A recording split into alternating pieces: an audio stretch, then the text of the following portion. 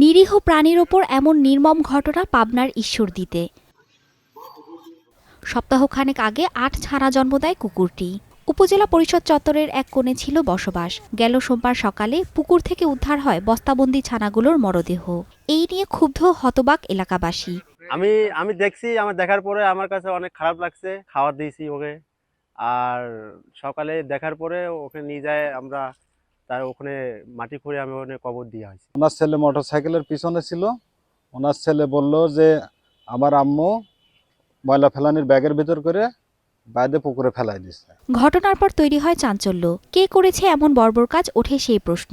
উপজেলা পল্লী উন্নয়ন ও সমবায় বিভাগের ক্ষুদ্র কৃষক উন্নয়ন ফাউন্ডেশন কর্মকর্তা হাসানুর রহমান ও তার স্ত্রীর বিরুদ্ধে ওঠে এই হত্যাকাণ্ডের অভিযোগ। গণমাধ্যমে কথা না বললেও রহস্য ফাঁস করে তাদের শিশু সন্তান। দাবি করে কুকুরের ডাকাডাকিতে বিরক্তের কারণেই এমন ঘটনা। এর সুষ্ঠু বিচার দাবি এলাকাবাসীর।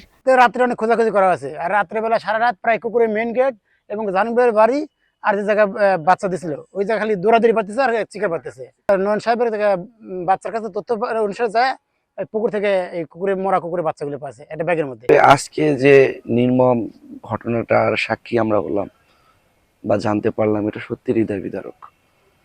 এ জাতীয় ঘটনা যেন পুনরাবৃত্তি না ঘটে, এজন্য প্রশাসনের কাছে আমাদের জোরালো দাবি থাকবে। ঘটনার পর নিজেকে নির্দোষ দাবি করে সবদায় স্ত্রীর ওপর চাপালেন অভিযুক্ত হাসানুর রহমান নয়ন।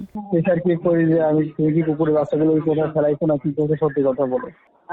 তখন সে এক পর্যায়ে কথা যে আমাকে স্বীকার করতে যে গতকালকে দুপুরের দিকে নাকি ওই কাজের দুধ দিতে আসছিল, ওনাকে বলতে যে কুকুরের বাচ্চাগুলো নিয়ে বাইরে ফেলাই দেন, উনি নাকি নিজে বাইরে ফেলাই দিচ্ছে। উপজেলা নির্বাহী কর্মকর্তা জানান, অভিযুক্ত দম্পতিকে আবাসিক কোয়ার্টার থেকে সরে যেতে নির্দেশ দেওয়া হয়েছে।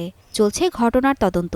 তাদের বিরুদ্ধে আমরা যেটা করেছি, তারা যে ক্যাম্পাসে ছিল, কোয়ার্টারে ছিল, কোয়ার্টার থেকে তাদের আমরা অপসারণ করেছি। হ্যাঁ, আর কুকুরের একটু ট্রিটমেন্ট চলছে। হ্যাঁ, আর এই কাজটা করেছে তো জানেন যে একজন অফিসারের ওয়াইফ করেছে। হ্যাঁ, এখন পর্যন্ত কোনো মামলা হয় নাই। সোমবার দুপুরেই কুকুরের ছানাগুলোকে উপজেলা নির্বাহী কর্মকর্তার বাসভবনের পাশে পুঁতে রাখেন কর্মচারীরা। Desk report, star news.